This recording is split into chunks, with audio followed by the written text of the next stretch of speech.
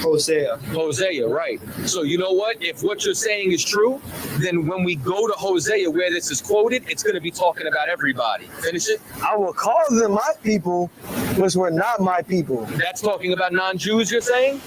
What? Those who are not my people, I will now call my people. You're saying that's talking about non-Jews? Yes. Okay, good. It's like it. And her beloved, which was not beloved. And it shall come to pass that in the place where it was said unto them, ye are not my people, there shall they be called the children of the living God. So, if we want to find out if what you're saying is true or what I'm saying is true, you know where we got to go? Hosea.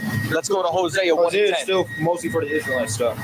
Oh, so why was he quoting Hosea? Because it still applies to us too. But you just said, hold on, no. Get my point. Because you just said that was for non-Israelites. So I'm saying it's talking about non-Israelites, the people who are not his people so at the let's time. Let's go to Hosea and see who Hosea is talking about. It talks about both Jews and Gentiles. Okay, that's what he said. Hosea talks about both Jews and Gentiles. Let's read Hosea. So you're saying let's read Hosea. There are Jews that were not God. We're going to read the word. We're going to read the word of God. So from this word alone, you're saying Hosea 1 and 10. Not my people were Jews. The book of Hosea, chapter 1, verse 10. Let's read what Hosea says. Yet the number of the children of Israel. Who? Of Israel. All nations. Of Israel. Of the Gentiles. Of Israel. The children of Israel. Go ahead. Shall be as the sand of the sea. Go ahead. Which cannot be measured nor numbered.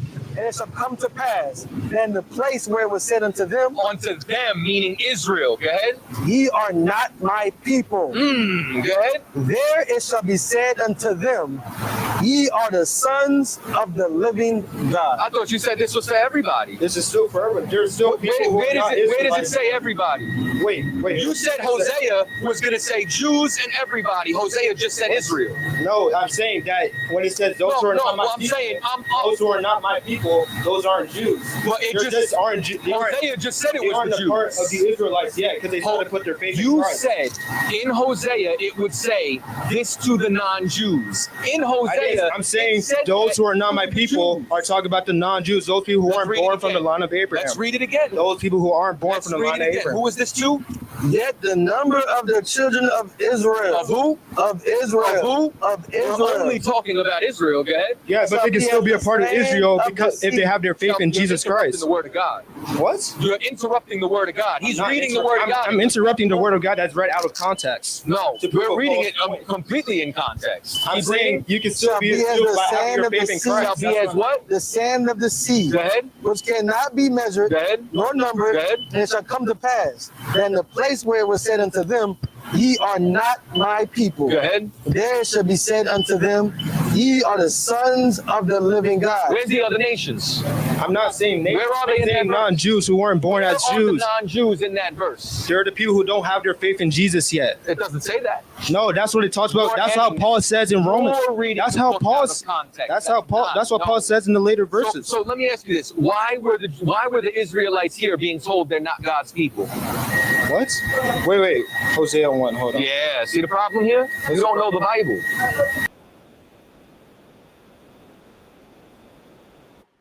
Yeah, Christians don't know the Bible. They don't. Hey, shalom, everybody. Put a 1 in the chat if y'all can hear me loud and clear. What's going down? Y'all already know what it is. This is Cross the Line Radio. We've been doing this for over 10 years. All right, we got ones. We coming in loud and clear. Anybody wants smoke, you can get your issue. Step right up. The phone line is going to be wide open, or if you want to just have a conversation. Captain Nazariak, I think he said he was going to pop in a few. Not 100% sure. He might. You never know. But lot going on in the world. Lot going on in Israel. A lot going on in general. A couple of things that had happened. One, Stranger Things dropped. Very excited about that. 2, what else goes on? With Matun, right? And what we did with the Knetchels, whatever, Cliff and Stewart. I just want to tell you that was a body bag session. We are going to be doing a review, but we're going to be doing a review Sunday. We're almost actually at 1 million views right now. I mean, even the actual Even the actual clips that I shared went crazy. 400,000 views, 100,000 views over here and there. Somebody joined in the back. I'm gonna bring you on in a minute. And when I tell you, it literally went crazy. We had a great time. And I learned, you understand, just like Christians will know Christ wasn't born on the 25th and still put a Christmas tree in their house and still celebrate, because Christians do not follow Christ. Y'all can see that when I told it's messed up because he old, but it's funny as hell. What I told Cliff, I will smack the fire out of you, man. And then he turned around and was like, I can't and this is what they cut off. He said, I can't tell you that I won't do. I said, so you don't follow Christ. So you want to hold me to a standard that you won't follow yourself. That's hypocrisy, which is pretty much the root of Christianity. Pretty amazing. What else goes on, man? I'm not sure if Cap's running a sale. Make sure you check out his oils. I'm going to drop a link in the chat in a few for my new book. It's available in the TikTok shop right now. That's the only place that you can get it. Make sure that y'all tap in with it. Am I missing anything else? Pay your Passover fee, man. If you haven't already, get the link to the Passover Hotel. Make sure everybody comes through. April 4th, Houston, Texas. It's going down. It's going to be an amazing, amazing, amazing time, amazing year. Super excited. Myself and Captain Zark, we got a couple of other things in the works coming up in the near future. So if y'all haven't, make sure you subscribe to Cross the Line and Captain Zaryak TV. And yeah, man, like, this is the real season. It is just open season on Christians right now. And it's an incredible time to be in the truth, man. It absolutely is. So let me see. Once again, phone lines are going to be wide open. I'm going to be dropping the link in the chat. If y'all want to be able to come on screen, the number is 917-779-9499. You understand? Anybody is invited. Anybody could get their issue. But we do got somebody in the back right now. I got a couple of things that I do want to talk about, but I will bring this guest on. This is Cliff E. What's going down? What's going on, Cap? How you feeling? Not bad. Yourself? What's happening? I'm doing all right. I ain't gonna interrupt your flow just yet. I'm gonna let you get going, and then I do have a couple questions, but I'll a little bit later. No, we could talk about it, man. I'll in between the rest of the show, man, I'll get to some of them issues. I definitely want to talk about the Christmas tree being an idol. Another thing I want to talk about is Trump ordering airstrikes in Nigeria because it's a Christian country. But I just wonder why they don't consider the Christians the so-called Mexicans that are Christians. I want to know why they don't consider them when they drag them out. You understand, and put out propaganda. You understand, talking about you're going ho ho home during the Christmas season, which thought was a time of joy. But what's your questions, brother? Well, first, I want to say thank you. I appreciate you in advance for taking your time to number one, to put on these shows and answer these questions. I'll be honest, I do have just a couple pushback questions. I watched all your videos that you posted on the 12 tribe chart, and I have a number of issues, with some of the information that was put forth. Okay. I actually I have a transcript, so I actually have documented pretty much everything that was said from the video. But two things that I wanted to point on just for the sake of time. The first thing is there's a map that you guys tend to use that refers to the west coast of Africa, particularly the country that we now know as Benin. As it says Judah on the map. I've seen a few folks kind of present that map as sort of a piece of evidence or justification that folks that was moved from the transatlantic slave trade to America from that port, that map somehow connects to the historical tribe of Judah, the tribe of Judah from Israel. And I just wanted to know, is that true, or what's your position on that map? I did see you mention it in one of the videos. And then my second question would be the South America. So some of the tribes that are linked to South America, There are known tribes that were in South America prior to any Israelite diaspora. So I just want to know how you kind of reconcile those two things. Okay. So I guess the first thing would be that's a legitimate map. You know what I'm saying? Like that's an actual historical Right, yeah, map. I agree. Yeah. Yep. And the reason as to why they put Judah on that map is I don't have any of. If I would have known you were going to call, I probably could have, you know what I'm saying, actually had some of either the books or sources from, like, for example, like the Dutch, French, English, and Portuguese who were over inside of West Africa and interacted with some of these tribes. And in the same capacity that you have conquistadors, Italian explorers, different, you know what I'm saying, people from different cultures who were studying the North, Central, and South American Indians, is the same way that they were interacting with the tribes there. And when they observed them, they were observing, Levitical law. They were observing Deuteronomy. They were observing that they practice these cultures and that they're separate and different from quote unquote African tribes, which is why they literally called them Negroes and not from the tribe that was indigenous to that area. So the reason as to where that paradigm comes from, or that map, which is what we stated, is from the people who interacted with that tribe, stating that there was a presence there of quote unquote who they thought so-called Africans were, who were actually Jews. Okay. That's and what then that if I could just touch in on that one. All right. So that map, I do agree that map is legit. However, I trace my people back to West Africa, so particularly to areas in that region, and that map. How do you trace them? Through our records and DNA. So we have family records that trace back to some Native American tribes on my mother's side. On my father's side. Not my father, my mother's side. And then we have there's a split that goes back to what you would call now Sierra Leone and Nigeria. So okay. So we're very in touch with some folks back then, and I just wanted to point out that on that map. And what'd you do? And just for the DNA, and what did you do to test the DNA? I'm just curious. I think some years back, I do a few folks in our family did 23andMe. Some folks did Ancestry. This was before they were actually taking DNA, so they were just tracing records.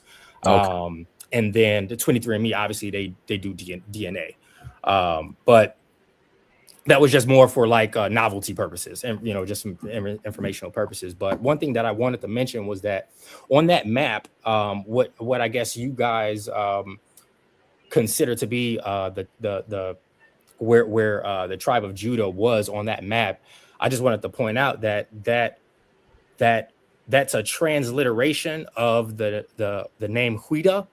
So there was a kingdom there named Huida, and it's spelled XWEDA, and Judah, JUDA, is just the way one country translated that word. So there was an actual kingdom there, and what we now know as Benin. So there's a city in Benin named Ouida, Ouida, and that's where those people actually trace back to.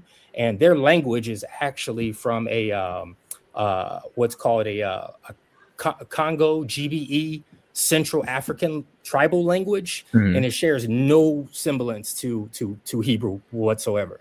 So I was just curious about that map, because although it's translated or transliterated as Judah, it's actually a European translation of the word Huida, which is XWEDA. Right. And even though and those people actually participated in the slave trade, so they were actually buying and selling, and when they ran out of slaves, they would actually sell their own people. And this is widely documented, because there were some tribes, local tribes, that they actually had to go help them capture some of those slaves to sell to the Europeans when they came. So they actually ran that port. It was a kingdom. They had a king and everything. So right. I'm just curious about how you would have such a large group of the diaspora in one place that's an established kingdom that had a king, and then all those people were somehow known to be Jews and then translated to the transatlantic slave trade, when even though all those people that left that port weren't actually from that area. They would actually go capture people from areas like the Congo and things like that, and come over, because when they came to America, none of these people spoke the same languages. That's why they couldn't communicate. They would mix in families. So when they came to America, they couldn't communicate, and then what do you call it? Make an uprising, basically. So just so you know, and if that's this way, you can understand our stance too. We never turn around and said that that's the only place that they came from, or whatever the case may be. Yeah. We're making references to why Judah is on that map, especially with the evidence of, like, you know what I'm saying, I named several historians that a lot of the writings were mainly in Portuguese and, you know what I'm saying, Dutch, things like that, from who was actually interacting during that time in Africa, because they were saying that that's who the people were in that area. Our stance isn't that Africans sold Africans. Our stance is that at large, Hamites or Africans sold Jews. So I would be in complete agreement with you that the indigenous of that land were not Judites or Jews, and were actually selling the Jews. Just like there were several tribes. You had the one that them bald-headed women in Wakanda Forever. You know what I'm saying? Based on the Dahomey tribe. Right, you know what I'm saying? Like, so we know about the Akan Empire and then the different tribes in their expansion and who they were conquering and then transporting in and out of these ports. But it just so happened that these people were the same people who were on record following Leviticus, having quote unquote Judaic, using that term loosely, traditions, you know what I'm saying, that they said they were practicing Judaism, you know what I'm saying, all the way on down to the language. So my Captain Zark knows a little bit more about the map than I, you know what I'm saying? Like, if you watch the video, I'm sure it was him mentioning it, you know what I'm saying? Because my studies is more so inside of South Central North America. But from what I have looked inside there, you know what I'm saying, it would be based off of, you know what I'm saying, even if do you know who the actual author of that map is? Yeah, so there's a couple different versions of it. The version I couldn't really clearly see the one that was in the video you posted, but I have talked to a couple brothers from the ISUPK, and the map that was sent to me was specifically from a French cartographer. So that's why you get the actual spelling Juda, but historically different Europeans they were trying to translate an African name. And you know how Europeans always, they mess up African names and words. They can't pronounce it. So they spell it however is easier for them to pronounce. So each of these groups, English, they spelled it they spelled it WHYDAH. The French spelled it JUDA. The Portuguese spelled it JAIDA. Basically what they were trying to do was write down on a map the name of that actual kingdom, and that kingdom was actually called the Huita people, and they had an established kingdom, and they actually ran that port. So that's why I was just a little confused, because a lot of people see that map and then they see JUDA on that map, and a lot of folks point to that and say, see, they knew that these people were Jews because it's on the map, and that's not true, because that word is just a translation. Cap, you on the line? Yeah, you gonna okay. Can you hear Cap? Yeah, I can hear him. Hey, Shalom. I think Shalom, you have some shit like that. I think people that have no identity find it very hard to believe how this transpires. So, when the Israelites fled into Africa, the tribes knew exactly who the Israelites were, and just like the Israelites knew those tribes. We don't know the tribes today. So I'm gonna give you a parallel before I explain on that. Are you familiar with when so-called slavery was free in the late 1800s, that black people from North Carolina went to Africa? Are you familiar with that piece of history? Yeah, I remember they tried to establish a settlement predominantly in Sierra Leone as well too. Yeah, and what happened over there? And what happened when they went over there? They went to war, right? Not necessarily, because they still have Creole people in that land today. Okay, so what I would suggest you do is just do a little bit of history on that, because when the black people went back over there, because the African tribes was still selling Israelites, when they went back over there, they went to war, and they stayed in war. Like the blacks that came from America constantly was at war, to where they did a public beheading in the 80s of the blacks so that they could take the regime back. Why is that important? You can have on a map land of Judah. You can have on a map whatever you want. But they didn't just grab random people. It wasn't a civil war like When you say they, are you talking about the buyers or the sellers? The buyers, the white man never went into the continent to grab Right. slaves. Exactly. Right. Right. But that's my point. So when the Africans were selling Israelites, they wasn't selling their own people. They were selling us that migrated into those lands. And so of course we're the perfect enemy to sell to the white man. And so The kingdom of Huida and actually Benin, they actually have records. That's why Benin is kind of offering like free citizenship to Americans now, is because that's cat. they actually You believe have that? records. Say that again. I said, you believe that? No, they actually. I know people who actually went over there and got their citizenship from Benin. Like Benin is trying Yeah. to How make many amends people? because of what they did. But How many people? How the many actual people? kingdom of Huida, How many when they people? ran out of captives to sell to the Europeans, they would actually sell their own people. Even the king But how himself many people? is documented actually selling some of his concubines. So they did sell their own people, and they worked No, with local I would tribes to suggest actually you look capture at it. those. Yeah, I would suggest you delve into tribal warfare a little bit more deeply, just like African tribes going to war with other African tribes right now. So when the Right. Israelites, Yeah. No, I right? agree with that. Yeah. So it's tribe against tribe. Right. So it's not like they was enslaving their own; they was enslaving us because we were their enemies. That's why a majority of us, come from the west coast of Africa because of that.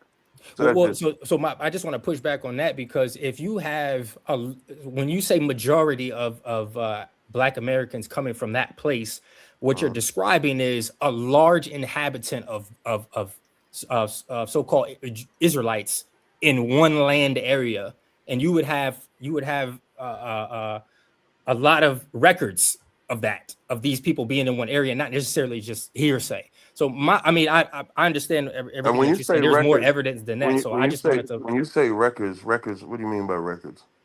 meaning that there would be large documentation of a large group of people who are all practicing the same, say, religion or speaking the same language. But you And can't say. But this the thing about when we say Israelites, like we believe black people in America are Israelites. What do they follow? you mean like just What do being they follow? American? Like what are you? You a so-called black man? Correct. What do you believe in? What do you mean? What do I believe in? As far as What's your what? spirituality? I believe in Christ. So you believe that you're an Israelite? No, I do not. Did you celebrate Christmas today? I hung out with my family. Did you celebrate Christmas, man? I don't know what you mean by celebrate. Did you go over to your family's house for Christmas? I went to my family's house today. Yes. Yeah. You represent what they was doing in Africa. That's why we went in slavery. Okay. If we was actually keeping the commandments, we wouldn't be in bondage. So you're gonna have pockets of Israelites that would have been keeping the commandments, but then you would also have had Israelites that would have breaking the commandments. That's what the scriptures talk about. The Right. scriptures talk about if we obey the commandments, we be blessed. If we disobey the commandments, we be punished. That's why Right. the reason why we fled into Africa is because we were following after the Romans. We persecuted Christ. Once we persecuted Christ, Rome fell 70 AD. We scattered into Africa. We scattered in Europe. We scattered all over. Don't you think the Arabs would have got you first? There's a history of the Arab Because sub-Saharan. the Arab slave trade was 3 times longer than the transatlantic slave Right. trade, and it came prior to the transatlantic slave trade, and That's it was yeah. There's no predominantly denying. in Yeah, that there's no area. denying. Yeah, So I'm we just need the trying to figure Arab out, how slave. do we get such a large amount of Israelites So you in West think that Africa so around that time to be able to so number you one, think that locate them and transport them to so America? who do you think came over here on the slave ships? There was a lot of different tribes. There was a lot of Native Africans that came over here on slave ships. Number I one, don't know of that. it's a historical fact that was one of the reasons why they were able to what do you call it, subdue and remove the culture of a lot of Native Africans, because they mixed tribal groups together and they couldn't speak the That's same not language. that ain't how. Like you being too kind to the white man. That's No, no, not no. how they got. What I'm saying is, That's not if how they you got get rid of. if you get One one second. tribal group from One another second. tribal group and they don't speak the same One language, they second, can't dude. communicate. And that was like One, a rule that they held. But one second. You again, I can't don't get. want to go If, too deep on that. I just wanted to I don't want to take up too much time. I just wanted to address the map issue. If we can kind of there's go no back to map that. issue. Yeah, Um, there's no. I don't see it. I don't see it as a map issue. It's an identifier marker. It's no different than we right, identify but what I'm black. saying is, what you Let me guys are finish, saying. dude. Yeah, I'm sorry. Go ahead. Thank My you. bad. It's no different than when we say blacks are the Negroes in America. That don't mean every black person in America is an Israelite. Right. Like we use common examples, like Bob Marley is not an Israelite. Lenny Kravitz, not an Israelite. So we don't go by your complexion. It's Right. just a general locale for where we were at. You can Right. also see Israelite names on some of the slave ships when you talk about records where they would have Yah at the end of their names. You can also find records of that as well. So when you say that there's no records, I would have to disagree with you because you can actually find a website that does carry the names of some of the slaves, and you'll see that Yah is at the end of their names also. Right. Okay. Well, so going back to the map, like I said, I Mm, don't know. I don't mm, want to. mm. I don't want to assume that that's how you guys use the map. But the issue that I wanted to press was that the fact that it says Judah on the map has no relation to the tribe of Judah. It's actually a transliteration That's of the your kingdom opinion, of Wida. right? That's just your opinion. No, that's That's not why I my said it's opinion. That's a more. fact. That king That's that not a if you go to what Benin, I'm saying by if that. you go to What I'm saying, Benin, they still have the records there. Like there's no still a city problem. named Oida in Then why are Benin. there names of Israelite? Why are there names of slaves with Yah on the end of their name? My daughter has Yah on the end of her name. Similarity doesn't mean genealogy or That ancestry. that's such a coon ass response right there. No, I'm I'm just asking saying. during the time of slavery, when it's fresh, their names had Yah on the end of it. That's Uh-huh. our culture. Right. So why would they have Yah on the end of their names? So like the kingdom of Wida, you're asking why I'm they not got asking Yah at the about the end of their kingdom. name? I'm not asking about. I'm asking about on. You said on records. Right. Yeah. On the records, you said there's no records. On the records, the names of slaves have Yah at the end of their names. Right. So why do they have Yah at the end of their names? That's an Israelite custom to have No, Yah at the end I of their names. understand that. I can't answer that question. I haven't seen No the sweat. records. I The only thing that I understand. wanted to address was what I could see. The, Well, the the reason thing the why I thing that say I that, could see no problem. was The reason why I the say that is yeah. because we don't look at just one piece of evidence because No, history I, is I very understand. I history just wanted history to is address that very one piece of no evidence. That's problem. all.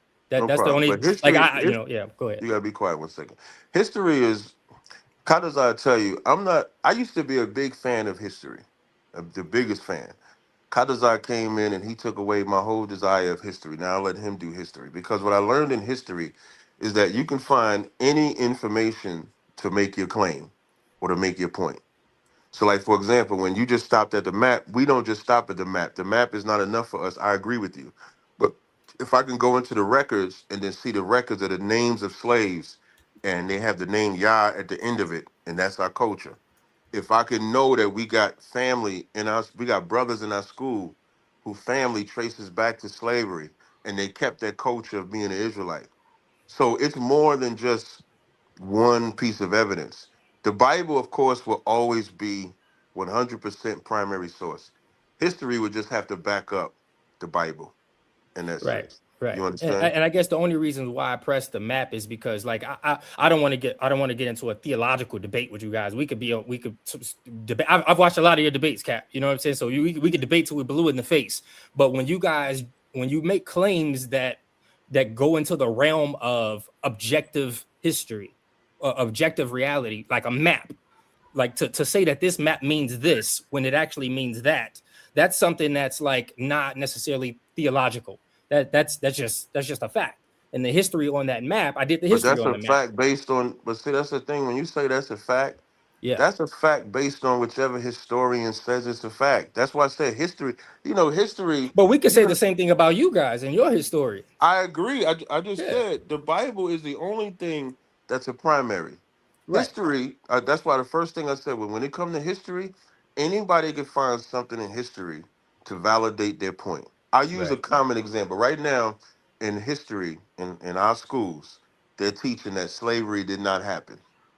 60 years from now, they'll say, when it says all men are created equal, that included us, we were never slaves. Hmm. And the only people that would know that information is those that would keep that history. And then as they get rid of it in the books, how would we prove that there was a transatlantic slave trade? They call it the transatlantic migration. That's how they teach it. So it's Hmm. very easy to get rid of history. What is Right. not easy to get rid of is the Bible. So when we look at Deuteronomy 28 and 68, that can only apply to the Israelites because the Israelites was told what would happen to them. The Israelites was told the condition that they would be in. and there's no answer for our captivity except the Bible. So when I go to the Bible, there's nothing that can trump that. I Right, don't really have to use that map. I don't have to use West Africa. I don't have to use anything. I can just use the Bible, and right, then right. that would be enough. And like I said, and I appreciate that. You know, I just I didn't want to get into just like I said, a theological debate on scripture. I just wanted to address that point of the map, because I was shown that map at least a few times, and I knew from the jump just by reading the map. I'm just like, okay, that map is referring to an actual kingdom that those people still exist today, and their actual language. It's comes from a completely different family. It's not a Semitic language. Even the name of the place is not a Semitic language. However, that the name of the place of that kingdom was translated into what looks like Judah, and it was only translated by one set of Europeans. But if you actually You know research what? that map, Mhm. that name of that kingdom was actually translated in different ways by different groups of people. So But you and can you know kind of why it see was like translated different? yeah, You know why it was translated different? So when because I people went to hear different things. They I'm gonna translate say, it, hear it. no, not even just that. When when you go over, like when I went to Israel, right, and I start talking to so I went to Demona. They was like, why do you talk about Africans? I said, because we not Hamites. And they said, we know. I said, well, that's what I'm talking about. So I started meeting actual Israelites that lived in Africa, right? And so what I find is that the reason why people have difference of opinion is because in the west coast of Africa, like in Ghana, you might see people that are going to hold to the actual traditions of Ghana. And then you're going to have the people that are Israelites in Ghana that hold to the traditions of being an Israelite. So the language and conversations are always going to be different based on who you talk to. So the Israelites that are in Ghana is going to say, yeah, this is where the Israelites, this is where we migrated to. The Ghanaian people are going to say, nah, we the Ghanaian people, we never followed that. So it's going to always be who you talk to. That's what it's going to be when you have those conversations. So you got to make sure when you're talking, you ask the right questions. You know the audience that you're talking to. That's how you actually have that conversation. Gotcha. Okay. No, I appreciate that. I just wanted to, like I said, I just wanted to push back on the title and the Hmm. names, the place names that were on that map. Obviously, like you said, Hmm. you know, one piece of evidence doesn't necessarily Definitely, it discredit can't. the whole diaspora. I get that. It's just from what I was presented, a lot of weight was placed on a weak link, and the weak link was that map says Judah. Nah, if Therefore, you ever watched these were our the 12 people tribe, of Judah yeah, that was here. if you ever watched our 12 tribe chart, I don't think we put a lot of weight in the map. We Yeah. talk about the Well, map. would you agree that that the name Judah doesn't refer to the tribe of Judah on that map? I would say that whoever you're talking to from that region would give you a different answer. That's what I would say. I would say the Jews that was there would say this is their land. I would say the people that was living in the land prior to the Judites coming there would say that was their land. But I'm saying, I mean, what No about different the than in people who America. actually made the map? In We know America what they right were now, putting on the map. in America right now, do they get angry over Columbus Day? Yeah, I think so. Why do they get angry over Columbus Day? Some people want to get rid of it. They don't like Columbus. They say he ain't discovered nothing. No, that ain't why. Because the indigenous people over here know that this is their land. Right. But historically, it's treated as it's somebody else's land.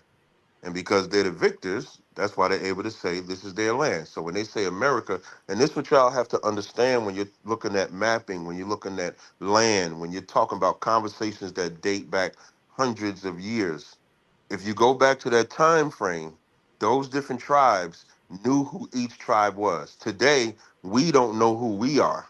Just like today, when people think of America, they don't think of the native indigenous people. When they think of the Puerto Ricans, they don't think of Taino Indians. When they think of Mexicans, they don't think of the actual Mexicans that own or lived in the land. They think of the people that occupy it today. Right. So you got to kind of put yourself back in that time zone. That's what we do in ISBK. We're able to understand that back then they knew exactly who they were selling. They knew who they were selling. They knew why they were selling. And even when blacks came back to Africa to live amongst the people that they said they were, Hmm. they still did not accept them because they was a different tribe, because they were still selling Israelites. Well, I guess And I then would disagree with that, because they got a whole town dedicated to them. It's called Freetown. They got a whole city like that they gave to those people, and they speak Creole from like That could be Louisiana, that like today. one Like those city, people still but exist. one city don't take away. If you just look that up in the 1860s, I did a debate. Yeah, no, I know that happened, but we talking about No, scale. because you said you didn't know it when I first mentioned it. No, what I'm saying is You said you didn't know it when I first Okay, I take that back. I mentioned take it. that back. What I'm You saying is you I'm said sure wait that one conflicts second. You happen. can't do that. You can't do that. You said you didn't know that history, so don't act like you know about it now. There's No, I'm nothing saying I wrong with didn't know not. that situation, but I'm not That's saying that that it didn't okay. happen. You I'm sure don't it did. reword. Don't listen. Yeah. Don't reword situation with history. Okay. You said you didn't know that history. There's nothing Right. wrong with not knowing. It's not that deep. This is not a gotcha moment. This is a Right. conversation two brothers are having. And All so right. you didn't know that piece of history. And in that piece of history, when black people went back to Africa, because Africans were still selling us, when we went back to Africa, we had civil war with them where we was killing them, they was killing us. And in the 80s, they publicly beheaded us because there was always a difference between us and them. Even to this day, Africa, I just put a video on my page where this African is saying like, what is Pan-African? Because Africans do not believe that African shit. Most Yeah, Africans, I saw that video. I don't believe in Pan Africanism either. yeah, like There most was never a united Africans, Africa, and I don't think they there ever will thank be. you. Thank you. So when we say we African or something like that, it's like the dumbest thing ever. But Yeah, Kadazai, no, you know, I'm under the weather. I think it's silly too. But okay, so No sweat. would you also say that, like I said, and I concede to your point, like you said, you brought me a piece of information that I didn't know. But I feel like nobody's addressed the claim or that I'm No, we making. disagree. Y- No, you can't say we So are didn't you saying address. you We disagree disagree. that the name Judah If I could say one isn't thing. a transliteration of the kingdom of Ouida that is known Yeah, we as disagree on that. Benin? So even Why do we disagree on that? so, Because you can look hold that on. up now. Even if we disagree with it, right? That doesn't negate that there's evidence of the people in this region. You understand, which I brought up earlier. Yeah. I just want to negate that piece of evidence. That's all. No. You can do that, but that's why I asked you earlier who wrote that map. You know what I'm saying? You guys put the map up. No, But we okay. didn't write the map, nigga. Did you What I'm just say saying No, is, I understand it's that, but a if you're real. going to use a When map, you say need we to know put the map up, history of the map. where we put the map up at? So I actually so I'm a video production, I'm sorry, right? So I Kadazai. My downloaded bad. all My bad, 13 Kadazai. No of the sweat, no sweat. videos. I downloaded all 13 of the videos that was presented on the 12 tribes, and then I put them in my system, and I got a transcript. So I got word for word of everything that was presented in those videos, This and I is went to go fact check. This is Kadazai's. Yes. Okay. Yeah, and I because I don't want to just come on here and just start spitting shit out of my ass. So I wanted to make sure I So knew who what I was wrote the talking about. map? Right? It depends on which map you're putting out. But any map The that map you has talking about, who wrote the map? Because we didn't write the map. exactly, but you use the map as a piece Who of evidence. wrote the map, man? Europeans. Jesus Christ. So all right, I've been trying to explain this since you got on, and then Cap got on, and you know what I'm saying. But I'm gonna just give you an example, right? At Louisiana State University, the ships that came from Judah, this area, you understand, publicly and at largely known as Judah, and it talks about these slave ships, and it has a document of slave ships which left from this area. Right. So what I'm saying is, regardless of like your argument is, you're trying to separate the indigenous people and the people who actually lived in that land and who were a part of that. No. That's not what I'm doing. That's exactly because that's not my point. Okay. This is what you did in the beginning. You said that these people had a kingdom. They were in charge of the slave trade inside of that region or a part of it. You know what I'm saying? And as a result, they had tribes that they were enslaving. And when that was depleted, they went into other tribes. This is what you stated. No, I said they went into their own tribe. We don't have a problem. Right. You understand? Okay. But the initial part, I'm correct on. So we don't have a problem with you separating the people who's inside that region from Judah. We're saying that the people that they initially enslaved and who left those ports are Israelites, and there's anthropology, history, and archaeology to prove it. So what you're saying, right? even for argument's sake, regardless of what the people of that area called themselves, doesn't negate Judites coming from this port. And there's a reason as to why that name would come up and people identified it. And in particular, because the people who are in charge of the slave trade are Christians. So if when they're reading the Bible and they're looking at these people and coming with this discoveries, what else do you think that they would put on the map based off of the fact of their Christian paradigm? Okay, so I agree. I agree with everything you just said, and I just want to clarify what my initial point is. My point isn't necessarily to separate the people. My point was, the main point of that map is that the word Judah that's written on the map, Juda, is a transliteration of the actual name of the kingdom, which is Hoida. So what I'm trying to say is because that name Judah is on the map, it's not explaining Israelites. It's explaining the kingdom of Huida because it's a transliteration. Now, if you're saying that you disagree that that's a transliteration of the actual name of the people group, then that's the disagreement. But I'm not disagreeing with you saying that, about the separations of the people. All I'm saying is, if you're showing people a map that says Judah and you're telling people it says Judah because it's the tribe of Judah from the Israel, I'm saying that's false because it's a transliteration of the actual name of the kingdom, which is Hoida. And if it was or it wasn't, that would be an awfully big coincidence if those people that they sold were actually Jews, would it not? I agree. It would be an awfully great coincidence. Of all the mistransliterations that there could be, I mean, that's awfully close one, ain't it? Here's the thing, Cap. Only one European country actually translated it as Judah. Only one. All the other European countries translated it as something else. Okay, and the Portuguese translated as something else. The English translated it as something else. Only the French translated it as Juda. Which would make even more sense, you know what I'm saying, as to Louisiana being a French colony, why I have a Louisiana report of them calling it Judah. But nonetheless, it would still be an awfully big coincidence.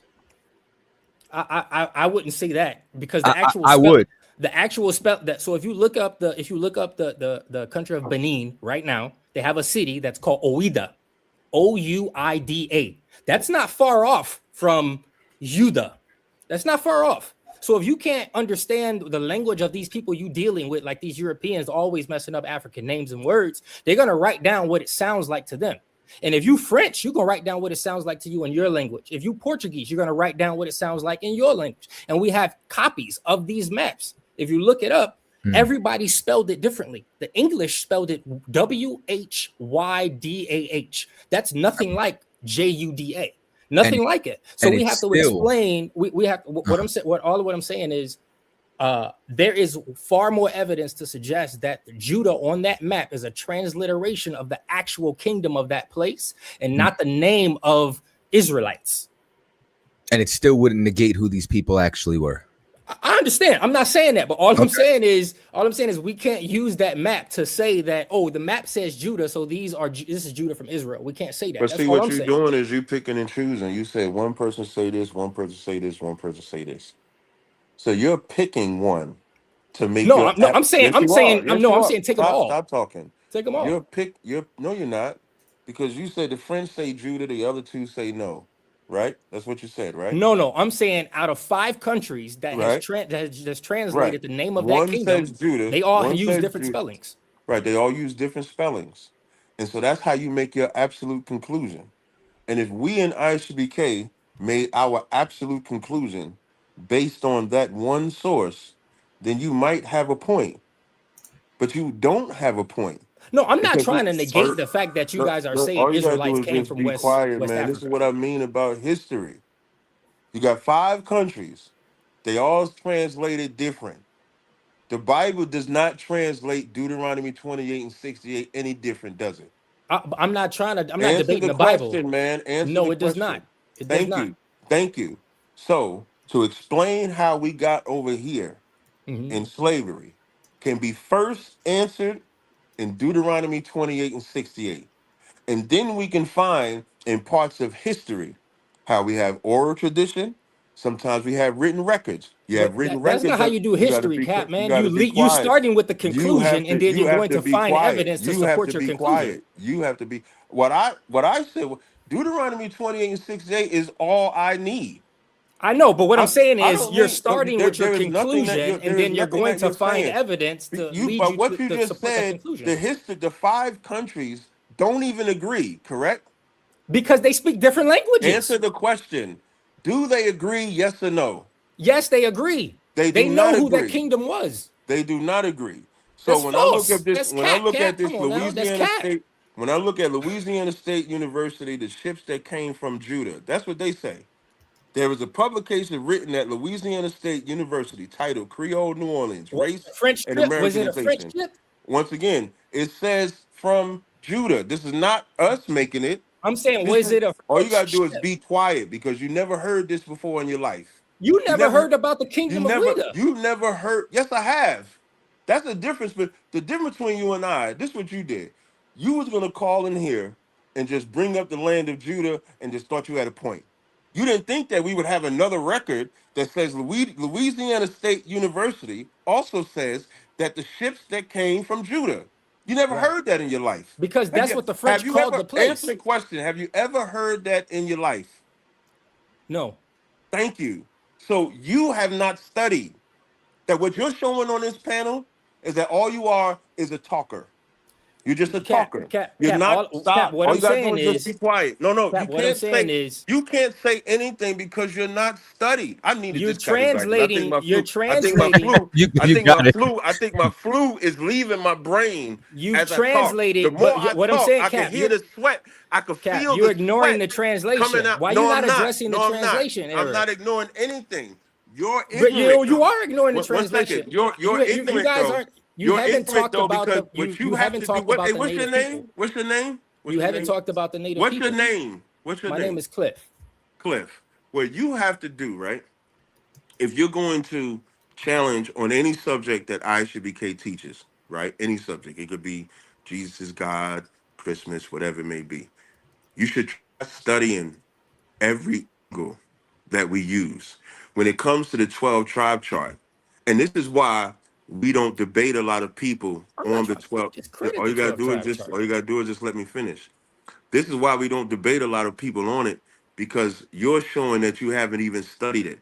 Because if this was actually a real I got live a whole debate, transcript of all 13 all you gotta do videos. is just be quiet. But now with all that transcripts that you got, you never heard that Louisiana State University has that the ships came from Judah with all the transcripts that you got. But guess who has it? ISUPK has that But information. what I'm trying to So say is, Cap, is slow you not down. So what that understanding where they means, got that word from. I'm explaining to you how is they that got the we're word more Judah. studied than you. Cap, what I'm trying to We're say more is, studied. We're Cap, more Cap, studied. No, Cap, don't stop Cap. saying cat. Stop. You just got to be quiet, brother. But you're What because what you're you trying to do have is to you have you're to be trying to quiet. steamroll my point now. You're You trying to have to be steamroll my point. quiet. Your You're trying to only point. steamroll my point, Here's though. what your point is. Here's what your My point is. point is, Here, let me say your point you're so you not can know that I'm understanding listening how to they you, so got I the can show name. you how stupid your point Okay. is. All right, go Your ahead. point is that when it says land of Judah or Weda or Wyota or whatever it is, Right, that kingdom existed before they came and the kingdom existed afterwards. That's your right, point. That's your right, point, right? right. That's not our point.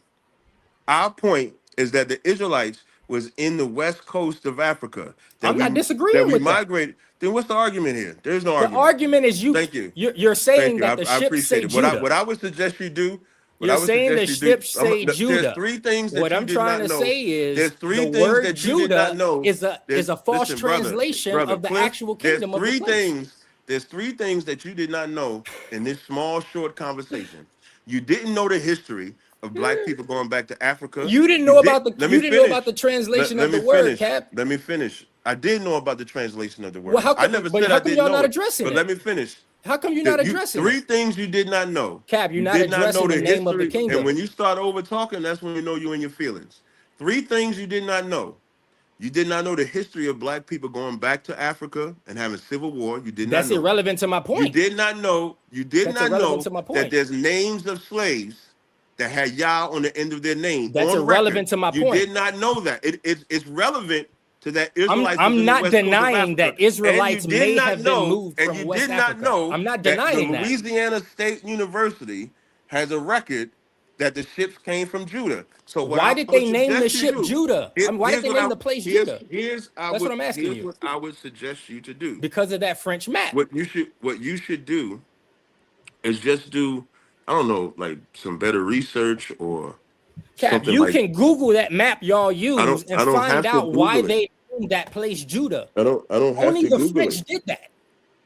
It Only doesn't. the French did that. I So don't. you're I don't. choosing Now, to only so go with let me ask you a evidence to question. support your Let me ask you a conclusion. question. You're This ignoring the totally English ships. You're this ignoring the totally off Portuguese topic. ships. This totally off topic. Why was the Bible preserved the way that it was? Cap, I'm not. I'm trying to It's talk totally about. off subject. I'm trying to trying to stay on get you to topic here. understand. I'm trying to stay on topic. This is on topic. I'm trying to talk. I'm saying the name Judah on those maps is referring to the kingdom of Ouida. And I haven't heard anybody address whether or not that's true or false. I did address it. So is it true or is it false? Is what true or false? I answered again.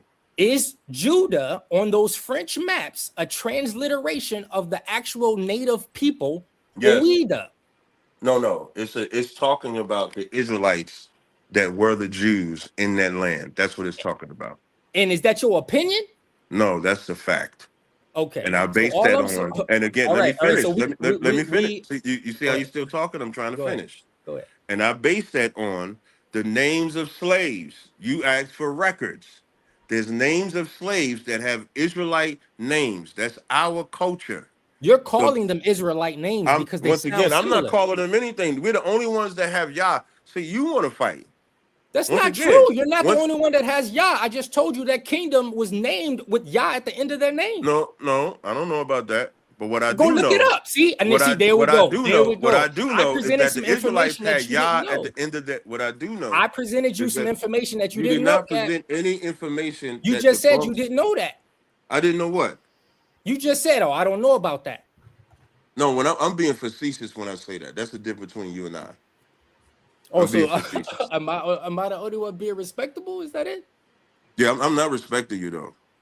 Okay, I appreciate. I appreciate you respecting me by responding to me. But all I'm saying, I want to. Yeah, I am responding to you, but I don't respect you because I think that because the reason why I don't respect you because I don't think that there's any evidence that we could present to you that would tell you. Like we just presented you. We presented you. There's nothing anybody could present to y'all. There's nothing. No, that's the difference. I'm not trying to do that. That's the difference. I'm not trying to attack. If you had actual evidence, we would believe it. But you haven't presented anything that would make me say anything. How do I do that? How do I present my evidence? I don't know how I could do that. Because I could send you a link where one of your brothers from the ISUPK sent me a link to where you could actually purchase that map, and I went on that link. And if you would just read on that link, it tells you what they were trying to translate. They were trying to translate the name of that local kingdom. Right. And so it's your position that Jews were not in Africa? No, that's not what I'm arguing here. That's not what I'm saying. What's the argument here? What I'm saying is you can't use that map as evidence. I can use that map. Because that map does not describe the kingdom of Israel. It describes a completely different kingdom. I can absolutely use that map because the tribes of Africans knew exactly who they were selling, and that's us. But that's not but that map does not reflect the name of those tribes. Here's how spiritual it is. They've been separated from us since that time. They have not joined to us. We getting off topic. We keep that is on topic. My topic is you keep saying that that's not on topic. I'm in communications. That sounds ignorant. I'm in communications. I don't need to. If you're in communication, you should shut your mouth. I study language. You should just shut your mouth. So that's all I want to talk about. It is on topic. It is on topic because if the Jews was in Africa and we became kings in Africa, we became rulers in Africa. There was war with tribes when we first migrated into that. There was wars with tribes when we went back there. So when it came time for slavery, they knew exactly who they were selling. So the Jews were in Africa, and when the white man came, the Africans said, these are the people that we will sell. So when you say it's not on topic, for you it's not on topic because all you want to talk about is the map. For us, yeah, that's just the point I'm arguing here. I ain't trying to argue. We don't have to go any further because when we talk, because we use more than just the map. That's why we're able to expound further than that, and you can't. Right. That's but why that's why I'm not arguing with you on that. Listening is an art. Listening is an I'm art. not arguing with you on that. Listening is an art. My position is not Listening that is an Israelites art. didn't come from the west Listening coast of is Africa. an art. And what I That's mean not my by position. listening is listen. But you're not listening, Cap. You're not I following am. your Hey, own. Kadazar, can you mute him? Thank you. Listening is an art because you can't talk about nothing but the map. That's why that's all you want to talk about. For all the study that you say you got, when I bring up other sources, you can't address it because you don't know it. When I brought up the names, all you can say is, well, people got names. When I bring up the Louisiana State thing, all you can say is, I never read that. The French got their own translation. So that's why to you, it's like we're getting off subject. But for us, it's not one piece of evidence. It's multiple pieces of evidence that we piece together to identify who the tribes of Israel are today. So with that said, I don't think we need to go further unless you want to say something else, Kadazai. Nah, it's like I said, he not understanding the point. You know what I'm saying? And there's like I explained to him from the beginning. You got records from the 17th and 18th century of Portuguese and English slave traders collectively who used terms like Negroes of Judah and people of Judah. You know what I'm saying? And I'm talking about in the same region. So I don't even understand like what the major point of contention is outside of you wanting to argue about transliteration. All right, my bad. Now, if we have time, we don't have no more time, man. It was nice having you on the show. We appreciate it. Thank you. Hey, Kadazai, can I go now? Yeah, sure. I can't hear you. You can't hear me? Hear you, Kadazai. Check. Can you hear me? Hello? Kadazai, I can't hear you. You got my head sweating.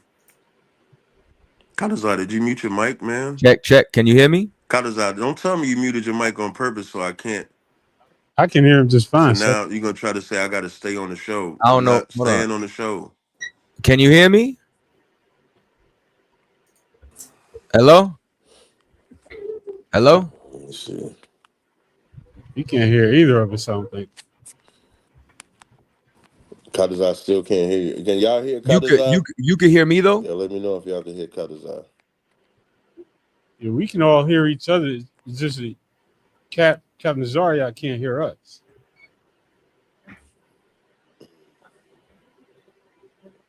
Let me call him. I'm going to drop off, man.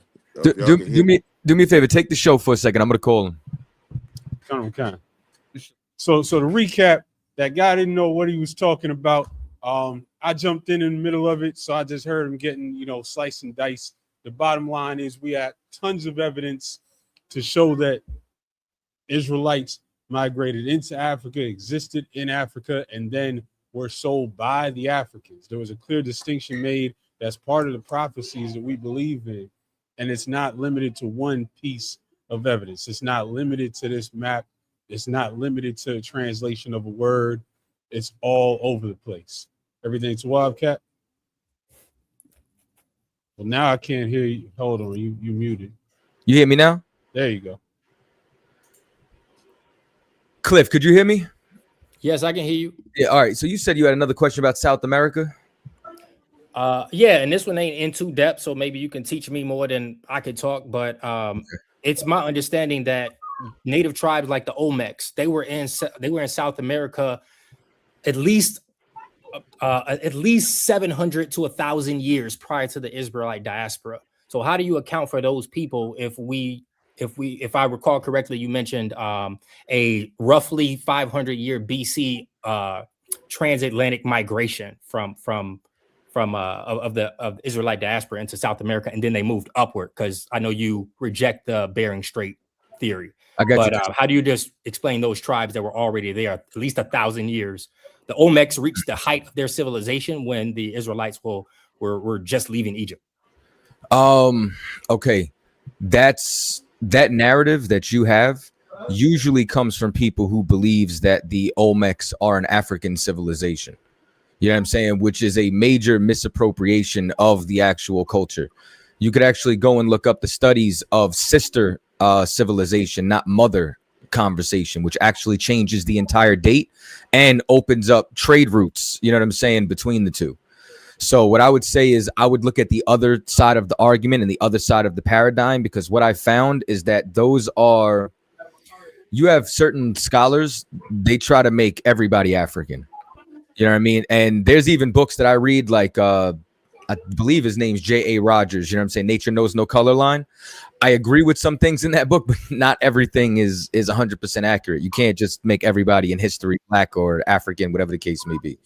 So what I would actually look at is that there's records of them being closer to a sister civilization rather than an actual separate mother civilization. You know what I'm saying? Same thing, that the deeper that I actually dive into the Americas, the more that I actually find out that there was trade routes, you know what I'm saying, from the Caribbean with the Tainos and the Arawaks going all the way into the Yucatan and into South America. You know what I'm saying? And one of the major jump points that they also utilized was Florida. You know what I'm saying? Because there was Tainos in the southern, you know what I'm saying, tip of Florida. So that tells me a couple of things. That tells me that these different tribes and civilizations were way more closer and united than what they actually, you know what I'm saying, claim to say. And it also tells me that in order for you to have that level of trade and commerce, you have to have a common tongue. You have to have a way to communicate.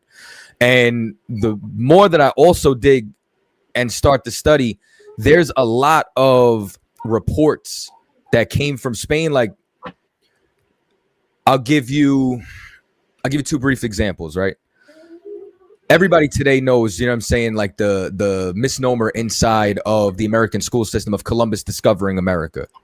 There's lies like that were perpetuated from the Spanish, who ended up becoming, you know what I'm saying, one of the most publicized records of them believing that they were gods, of them being, you know what I'm saying, involved in human sacrifice. And that's because Cortez would order the records to be written by this guy, Luis de Gomorra. And Gomorra would take those records and then slander the natives and make false reports and destroy their records and their history and put out all this misinformation. Because if you were able to negate their humanity, then you could civilize them through Christianity and enslave them. So the deeper that you dig, the more that you start to find that information, and you have to go to the other side of the argument. And if what I would do for you is look up sister civilization, not mother. And then that's where you'll find the other side of the coin for the Olmecs. Okay. So how do we reconcile the dating issue? Basically, even if Israelites crossed the Atlantic to get to South America and they mixed in with the people that were there, how do we now today tell who's from Israel and who ain't, if there were already people living in those areas? Well, it's the same capacity that we do today. You know what I'm saying? Like, there's an admixture for every tribe. You know what I'm saying? I mean, because of colonization. So if we were to go to Hispaniola, one half of the island's conquered by the French, the other side by the Spanish. So one side speaks Spanish, the other side speaks Creole. So there's French that's mixed in. There's Spaniards that's mixed in amongst those that they brought over to the island and enslaved, and the actual indigenous population. You know what I'm saying? So when we say Puerto Ricans or Israelites, we're not talking about the ones from Spain. When we talk about Haitians being Israelites, we're not talking about the ones from France. So no matter which civilization you go to, or which country or which group, there's definitely going to be an admixture. The first thing of what it comes down to is narrowing down, are you indigenous or not? That's like the first line of questioning. And from what I found, anybody who actually comes from Spain and wasn't colonized, they know their history perfectly. They'll tell you which grandfather it was, what year that they came over, and how they came over. The people who were conquered don't know. You know what I'm saying? They usually tell me, I don't know. I got to go do a little bit of research. Or the only thing that they'll say is, oh, we're Los Indios. Or maybe they'll say, we're a Maroon. They'll say something along the terms that were utilized from people from those, you know what I'm saying, colonies. You get what I'm saying? So that would be the first thing that we would do in order to separate it. We would separate, you know what I'm saying, in that region, who we believe is indigenous or not. You know what I'm saying? Have that conversation. You know what I mean? Then the other part of it, because the truth is, right, we don't have a registry that goes back for like 1,000 years, 2,000 years. So in all honesty, there's another portion of it. It's like a spiritual litmus test. You know what I'm saying? Like once we talk to your father, once we talk to you from that region, I don't know if you have faith in the scriptures or not. I do. It says, my sheep hear my voice. It also says, try the spirit. Somebody ain't going to stick around with this doctrine based off of our paradigm. So the first thing that we eliminate, you understand, going back a couple of generations towards knowing if they're from that region. And then from there, it's, you know what I'm saying, how well that they conform. Okay, no, I think I appreciate that. And this kind of ties on to it. And this probably could just be a quick answer. I noticed that you guys have listed the people from what we would call modern day Panama and modern day Colombia as two separate tribes of Israel. But prior to the 1900s, Panama was part of Colombia. How do you guys explain that?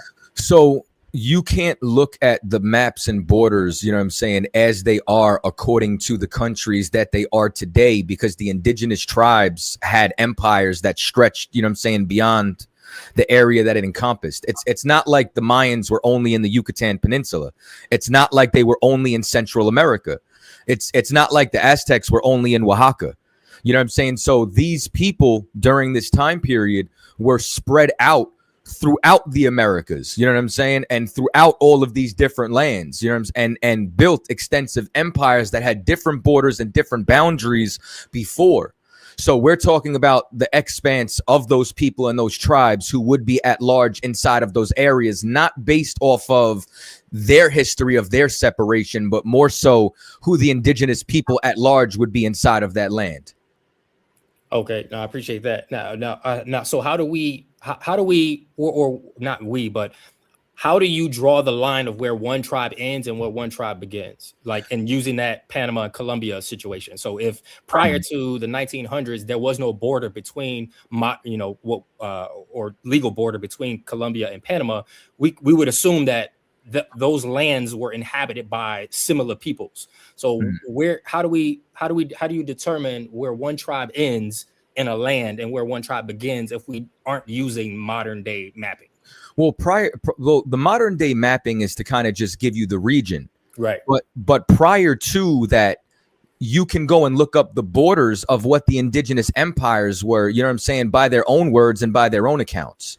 So you can go and you could look up, you know what I'm saying, whether it was the Incan Empire or, like I said, whether it was like the Mayan Empire, and you can go and see the expanse of where they were. And you could also see where certain kingdoms overlap. You know what I'm saying? Like, and the deeper I dig, like I said, the more you find that they had more communication. So we can't just, like I said, limit it to that particular movement. People move around all the time, but we know based off of even their own traditions of what they stated where they were. And we also have records of the tribes and where battles were fought and where they were taken from. And we also have narratives of deportations into certain areas, you know what I'm saying, of the actual Spanish or the Portuguese in their conquest. And it talks about where they found them, and then also where they brought them to in slavery. So people have been shifted around, but it's basically a broad overview of where they were initially based off of those accounts. Got you. And then the last question, I guess, would be, I think it's Zebulon that you guys point to. I think it's the scripture. Where is it? In Genesis 49, to where you get Zebulon, and I think in the video you mentioned how it says in the scripture that their borders will be on the water, and then you point to the Panama Canal. But the Panama Canal didn't exist back then. So I'm just trying to figure out, how do we establish the boundaries of the ancient tribes if we don't necessarily understand, like if we have to use modern mapping to figure out what these regions are, how do we establish the boundaries of ancient tribes? Or are we just picking who sounds like they fit the verse? So it comes down to two things, and then I'll expound a little bit more on, like, you know what I'm saying, as far as the descriptions. One, the description of where the tribes would be, if you read in the beginning of Genesis 49, it says in the last days. So it doesn't talk about, you know what I'm saying, as to this is going to be their borders of Israel. Okay. It doesn't talk about this is going to be their borders when you conquer the promised land. It says, let me tell you what's going to befall them in the last days.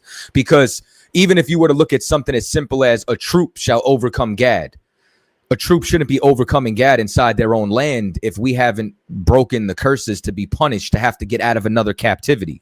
So this is a prophecy concerning where they're going to be. And you'd have to show me where Zebulon had a port at inside of their own land and was a haven for ships. But this is what we do know, because it's prophecy, it would absolutely fit if this place was a quote unquote either seafaring people, or if there was a canal that was a port where they're dwelling in the last days. So because it's a prophecy, it wouldn't matter whether or not, you know what I'm saying, they did it to better circumnavigate the area.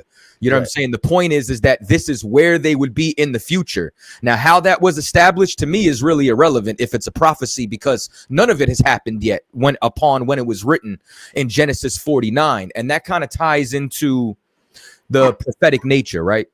So I'll give you an example that's a little bit more widely accepted, you know what I'm saying, in the mainstream. The vast majority of Christendom will agree that America, or at least the system of America, is either the capital, the heart of, or a part of the Babylonian system. And they treat it like this is modern day Babylon. And it's not because Babylon is written in the scriptures. It's because there are spiritual and prophetic attributes that describes this place. So as a result, there are physical and spiritual characteristics that are described throughout the Bible, not just in Genesis 49. I think Genesis 49 is the main roadmap. Deuteronomy, the 33rd chapter, and as well as just all throughout the scriptures that combine all of this in order to talk about these people, you know what I'm saying, being the Israelites according to a prophetic nature. Once you get past that, then we can also go and look up archaeology that was found inside the Americas. Then we can also go and look up, you know what I'm saying, like you could literally go and look up from the 1500s all the way up until, like, you know what I'm saying, like the 18th century, the British, German, Italian, Spanish, Portuguese, who all have interactions, you know what I'm saying, the French, with the indigenous of the land. And it's not like it's one type of person. One of them is an explorer. Another one is a conquistador. Another one is a historian. Another one is a friar. You get what I'm saying? Like they all have different vocations.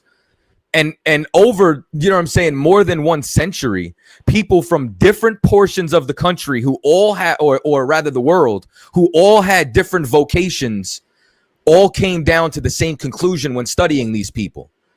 They say they have definite fast days. They keep a 7-day Sabbath. They refrain from touching their woman when they're on their menstrual cycle. They labeled the pig as an unclean animal, and they start to look at all this and compare it to the record that they have, that is the Bible, and they say, yo, this could possibly be the lost tribes because of their culture. And then over time, through the colonization, it dissipates. Until now, you know, every Puerto Rican's eating pork. You know what I'm saying? It's a part of the dishes. Got it. Okay, no, I appreciate that. Do we have any history of any maritime practices from the Israelites, like how they would actually make that journey across the Atlantic? So what you have is probably two things that I could think of offhand. One, the scriptures talks about Solomon having a navy, and it also talks about his ships taking trips that were around the same, you know what I'm saying, length of the voyage. It said that the children of Israel took in order to get to Arsareth, which, since you like, you know, mistransliterations, is a transliteration of Eretz, what we call Arataza, just meaning another land or country. But where he would go to the gold mines of Ophir, the trip was 1.5 years. And Solomon would send his military, you know what I'm saying, and not military, and send his navy in order to retrieve this gold. There's also a museum. Don't quote me off the name of it right now. I do have a book. Like, if you want to email me in the correspondence, I could send you what it's actually called, which is they do have a inside of the Jewish History Museum in Israel, they actually have a maritime section. And then what we also have, because people want to act like the people of the Americas, you know what I'm saying, were, you know, just fools who couldn't do anything. You know what I'm saying? You can actually go and look up. There's an actual correspondence of Cortez speaking with Montezuma and he asked him, you know, how do we get around? And he handed him maps that the Spanish were able to perfectly navigate from there through Honduras and all throughout the Americas based off of those maps. And from Montezuma's own words, he said, we came from the east, crossed the Great Water, and that's where we settled here. So once you add all of that together, you see it with not only Israel, but you see that the natives had maritime skills as well. All right, no, I appreciate that, Cap. And then again, thank you for your patience. I know, you know, I could be a little slow sometimes, you know what I mean? But like I said, I appreciate you taking the time to answer my questions. I'm not sure if anybody else got questions, but I can segue into what your original topic was, which was Christmas. I know Captain Zariak pressed me on celebrating Christmas. And I just want to know, how do you guys define worship? Because I know the title was Christians Worship Idols. I'm assuming that idol is the Christmas tree of Jeremiah 10, which yes. I disagree with. But how do you define worship, and so then apply that to the tree? This is what I would like to do. I do have a caller on the line. Okay, you know what I'm saying? Like, you monopolized a little bit of the time, so you can hang out. But just let me get to the caller, and then, you know what I'm saying, I'll come back. Respect. Got you. So 559, you're on the air with Cross the Line Radio. State your name, where you're calling from. Fresno, California. What's your name? Oh, Ryan. All right. What's you got a question or a comment? Yeah, Hero. What about on YouTube? Correct. Though the Bible says that Jesus is not the Most High. Slacker, sir. We can't hear the callers. Oh, wait. Hold on. Wait, I'm sorry. Hold on 1 second. I have to add you. They cannot hear you at home. So let me add you to the stream. Add to stage. Switch this off so nobody can see your number. Can you start talking?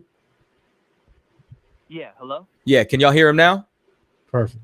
All right, we're good to go. Go ahead. Can you hear me now? Yeah, no, we hear you now. Okay, yeah, I just wanted to tell you that by saying that Jesus is not God, that's a damnable heresy, because Jesus is the only begotten human life of God born into the world and resurrected to eternal glory. Okay, you could throw as much rhetoric as you want out, but this is what we know. We know, according to the scriptures, there is one God.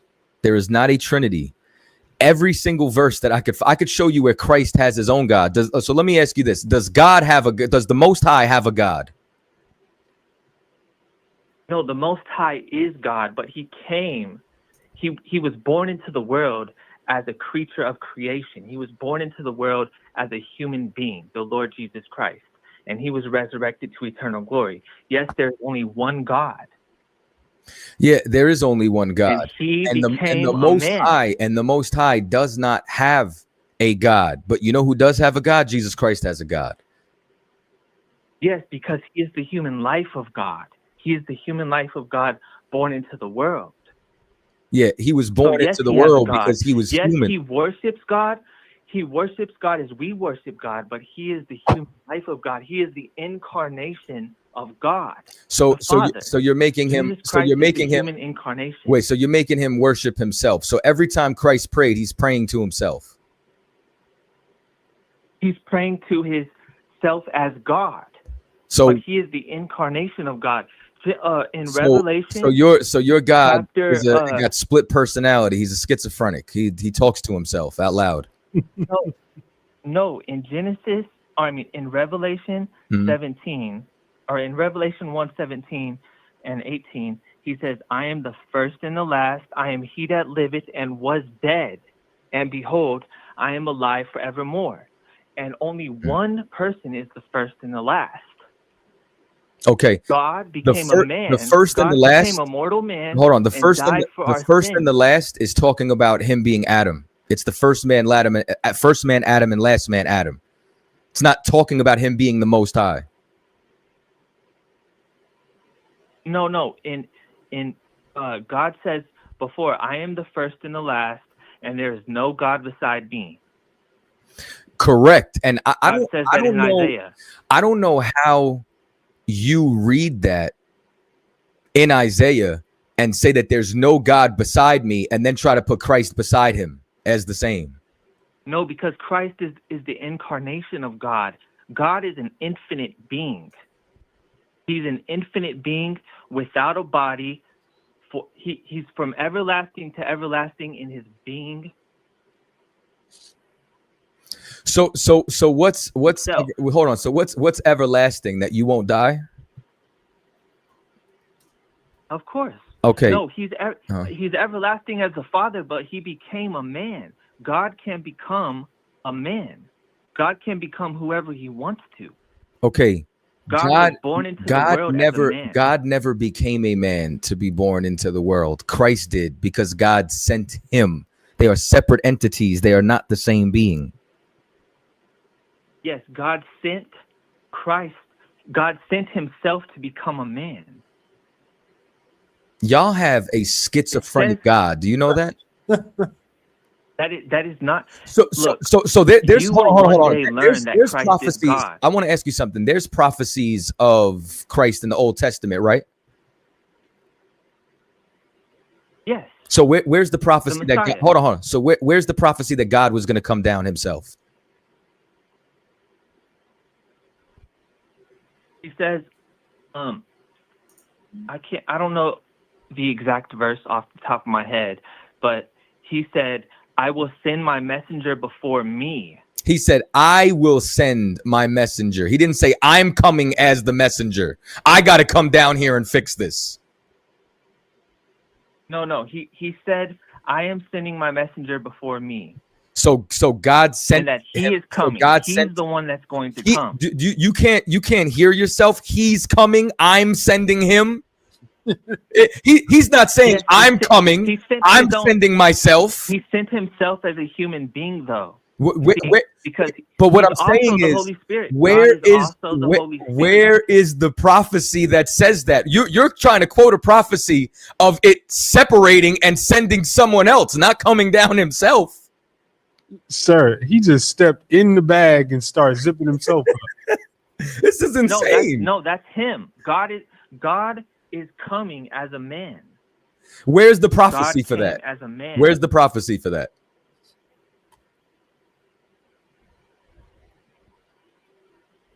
Crickets. No, I just don't have the verse off the top of my head, but it does say it in the Bible that God will come.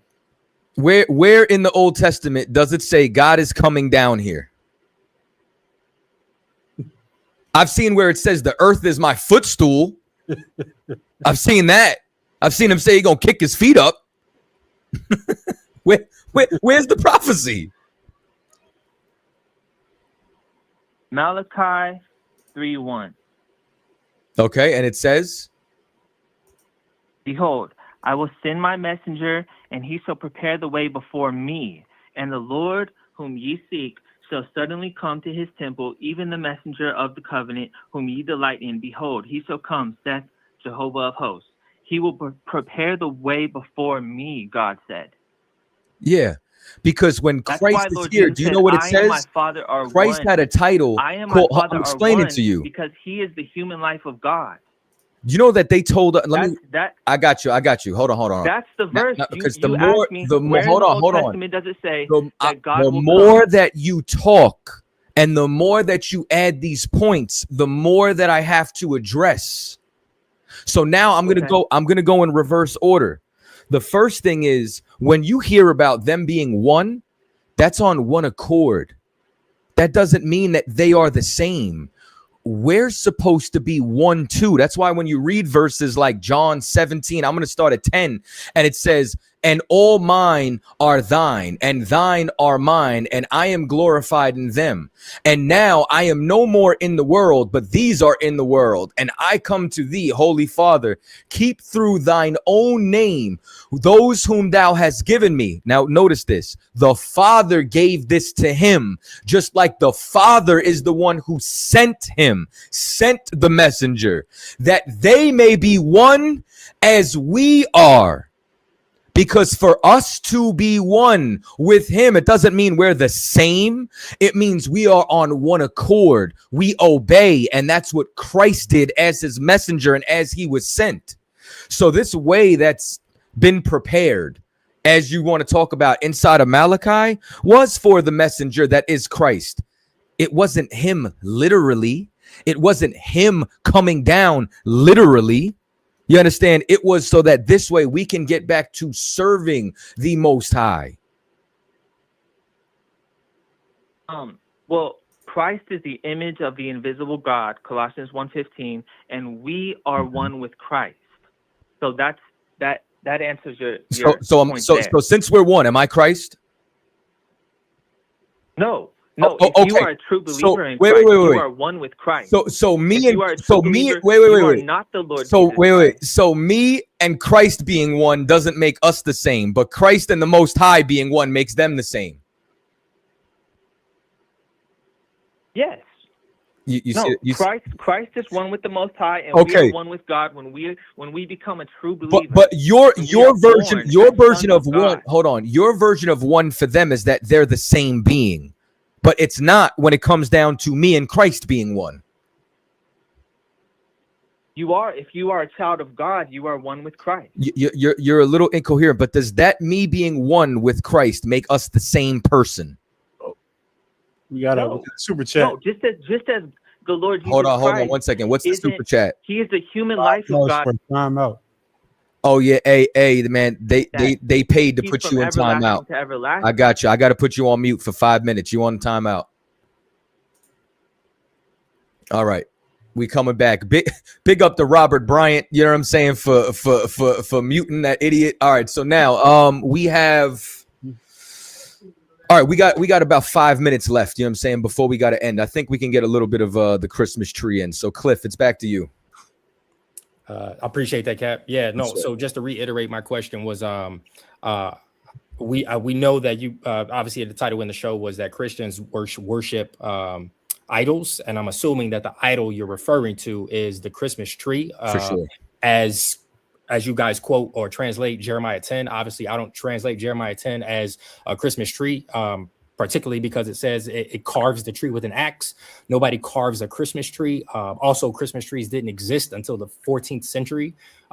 So I've heard some people say that, it could be talking about the future, but that doesn't seem like it's talking about the future. It's talking about what the locals, the people that are around them, were actually doing at that time. I've seen a video, somebody described the act of decorating a Christmas tree is similar to the custom, but then that kind of gets away from the idolatry part. So I think whether or not it's idolatry all depends on how you define worship. Okay, so when it comes down to worship, right? Like you can read inside the Old Testament where it says that they worshiped God and the king. Like, you know what I'm saying? Like the problem isn't so much about what worship actually is. The problem is, I'll explain it like this. Who could make straight what God made crooked? If there's a pagan tradition which has an idol, which is the worship of another God, you're now breaking the first commandment. So there's nothing wrong with worshiping God, or you understand, giving praise to a servant of God in the process of serving the Most High, because the glory of it is for the Lord. Whether it's a messenger, whatever the case may be.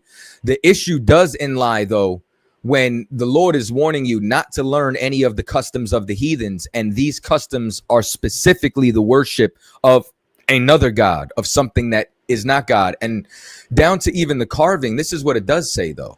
You know what I'm saying? It says that it cutteth out the tree from the forest, right, and carry it, that it need, because it needs to be born, meaning it needs to be carried home.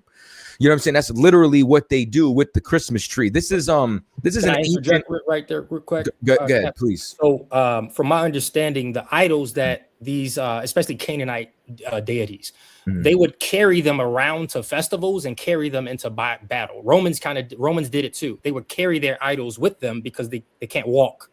The scripture in Jeremiah 10 also says they can't walk and they can't talk. Nobody expects Christmas trees to walk or talk. They don't have mouths either. They don't have feet.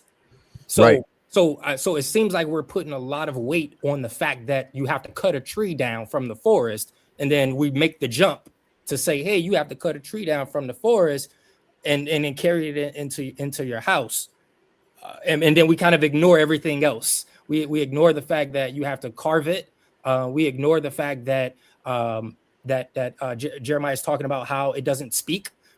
I don't think people are expecting a tree to speak. And then I asked about the thing about worship. You know, if it's an idol, a worship means that you're giving devotion to that idol. I don't think anybody's devoting themselves to a tree. I don't think they're sacrificing to the tree. I don't think they're bowing to the tree. So there's a lot of different forms of worship. But I don't see none of those actually being practiced when it comes to, say, even modern Christianity. Now, I don't agree that modern day Christianity, especially in America, Christmas has anything remotely to do with Christ. You know what I'm saying? So that's why I'm not really like, gun ho. I don't decorate my house and do all that, because I think it's secular. I wouldn't call it pagan. I would call it secular.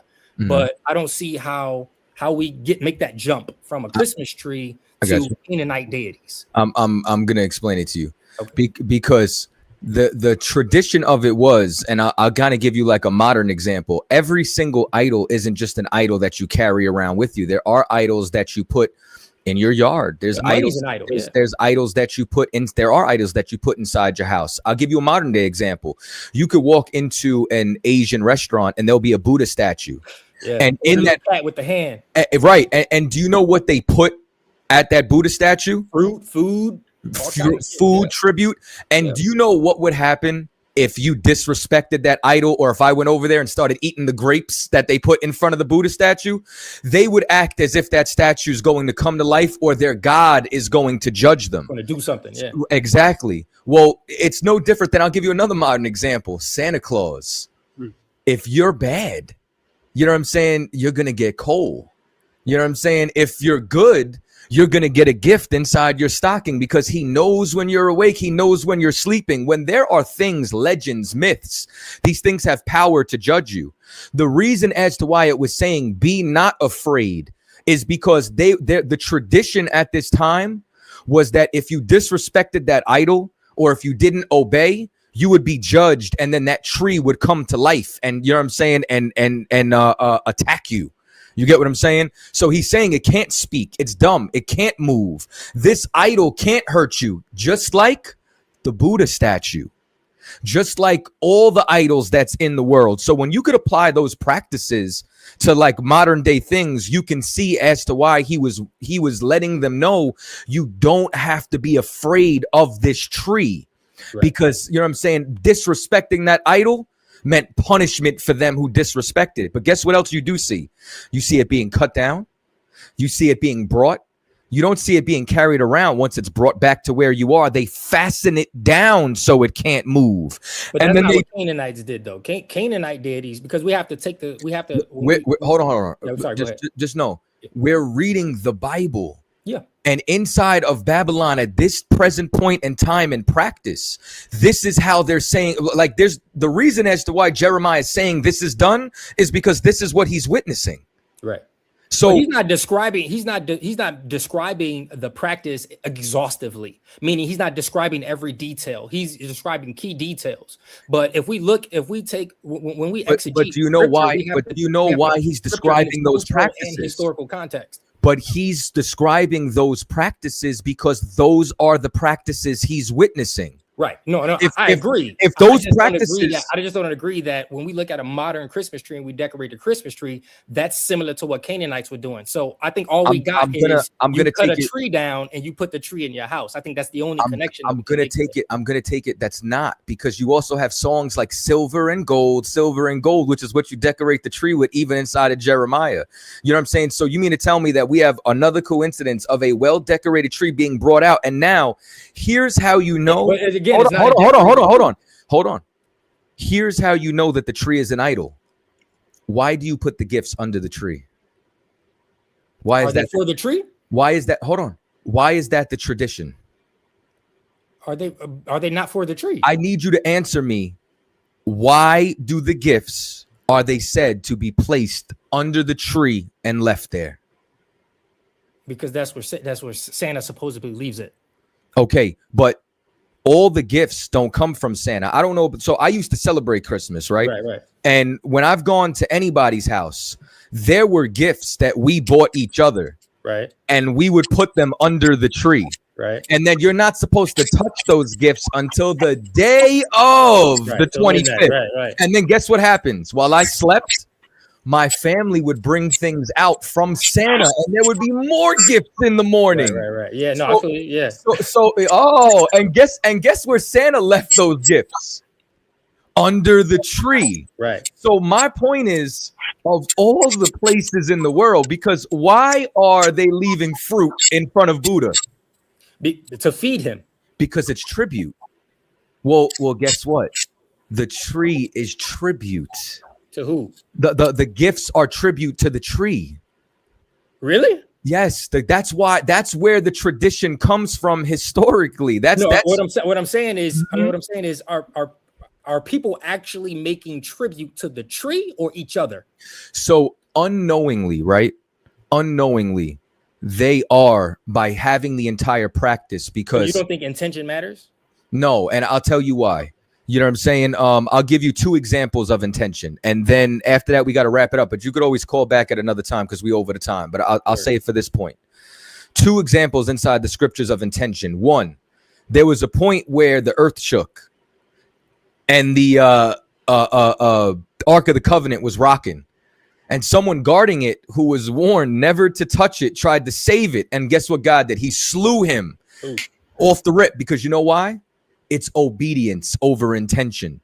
Same thing with Saul. King Saul was ordered what? To destroy all their animals and to not spare any of the Amalekites. And what he do? He spared the Amalekites he wanted and took the animals he wanted, and then said, I was going to offer sacrifice. And what did Samuel say? Obedience is better than sacrifice. Your intentions mean nothing, which is why I started this conversation with, who can make straight what the Lord made crooked? So your intentions, ignorantly, which is what all of us did, could be family, love, and following this tradition. But this tradition has pagan origins, and it's what we were warned against from the beginning. So because of that, and this tradition's been reverse engineered from Babylon all the way to Rome, because Rome would adopt traditions from other people and relabel them, from Saturnalia, and then now putting Christmas on it. Now here we are. And now you got things like the mistletoe and the Yule log and the wreath on the door, which all of these are from pagan practices that Rome stole and rebranded from other countries, which got commercialized in America. So if God warned about it, we're not to do it. All right. I mean, I ain't gonna give you no rebuttals. I know you got to wrap it up or whatnot, but I like I said, I appreciate you answering the questions. I appreciate you taking the time. Let me know how I can donate for your time. I might be back on next week. Like I said, I got a brother that I know who's with the ISUPK here in Chicago. He's the one who gave me the link. So shouts out to him. Shouts out to Captain Zariak. No sweat. If you want, you could send the super chat in if you want to make a donation. You know what I'm saying? You could come back to the show. And like I said, I don't think I think me and you, once we got to South America, had a little bit more of a better dialogue. You know what I'm saying? And like I said, I don't think it's an issue if we disagree. Or even if we take a moment like before where you said, could I interject? I just think that once we start over talking each other, this is where it's well, I don't think you really want to hear shit I got to say. So things turn up a little bit. But you know what I'm saying? I definitely appreciate the conversation. No, thank you. And like I said, I hope I didn't give that off. I definitely did want to hear what you guys had to say. I didn't want to just come on here like some people do and they just want to talk. I think the difference was you had an actual stance you stood on with Wahuda. You know what I'm saying? And you were more inquisitive when it came down to how we rectify the things inside South America. So I think that you didn't really have a stance yet. You're probably going to go study it and try to challenge me in a month. But you know what I'm saying? I'm cool with it either way. I got that book, that Bureau of Ethnology book. It was actually I saw it in your videos. It was actually available online for free. So I got a copy of that book too. So I was looking over the transcripts. But like I said, I appreciate your no time. doubt. Yep. No, for sure. Good talking to you. All right, shalom. So, my brother Matabar is on it. Matabar, Yishabrakta. What's up, brother? We closing out, man. But you got any closing statements? Actually, I was struck there, sir. Hey, make sure you pay your Passover fee, man. Be over at that Passover April 4th, down to Houston, Texas, man. And subscribe to all our SUPK channels. Also, pay your tithes. Pay your tithes. You know what I'm saying? But I was gonna say when the brother had brought out that thing about we don't bow down to a tree. Yeah, you do bow down to a tree. Every time you put a president under there, you got to bow down. Yeah, man. That's all I wanted to say, sir. It's no sweat. I appreciate you hopping in, my brother. You know what I'm saying? Shout out to, you know what I'm saying, Louisiana, UPK. And for the other Christians who didn't call up tonight, we know what you were doing with your holiday ham and your Babylonian idols. We know you were busy tonight. Yeah, they ham. But listen, man, you know what I'm saying? Pay your tithes, send in them Passover fees. You know what I'm saying? Start working on your trip down to the Lord's, you understand, Passover this year, April 4th, Houston, Texas. It's going down Sunday. Join us. We'll be streaming again, talking about the body bags, you know what I'm saying, that Cliff and Stuart Knichel, you know what I'm saying, got zipped up in with Matan. We almost, you know what I'm saying, at 1 million views. We had about 930,000 last time that I checked. And with that, we out. Shalom, y'all.